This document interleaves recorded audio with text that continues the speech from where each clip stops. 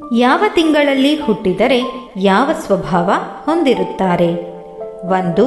ಜನವರಿ, ಸುಂದರವಾಗಿರುತ್ತಾರೆ. 2.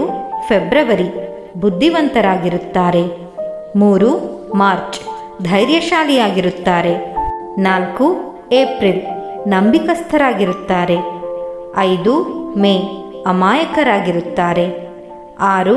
ಜೂನ್, ಆತ್ಮೀಯರಾಗಿರುತ್ತಾರೆ. 7. ಜುಲೈ, ಮೋಡಿಗಾರರಾಗಿರುತ್ತಾರೆ. 8. ಆಗಸ್ಟ್, ಮುಂಗೋಪಿಯಾಗಿರುತ್ತಾರೆ. 9. ಸೆಪ್ಟೆಂಬರ್, ಮಹಾ ಸಾಧಕರಾಗಿರುತ್ತಾರೆ. 10. ಅಕ್ಟೋಬರ್, ಛಲಗಾರರಾಗಿರುತ್ತಾರೆ. 11. ನವೆಂಬರ್, ಮುಗ್ಧರಾಗಿರುತ್ತಾರೆ. 12. ಡಿಸೆಂಬರ್, ಬಲಶಾಲಿಯಾಗಿರುತ್ತಾರೆ. ಸ್ನೇಹಿತರೆ, ಈ ಮಾಹಿತಿ ನಿಮಗೆಲ್ಲ ಇಷ್ಟವಾಗಿದೆ ಎಂದು ಭಾವಿಸುತ್ತೇನೆ. ಇಷ್ಟವಾದರೆ ಲೈಕ್ ಮಾಡಿ.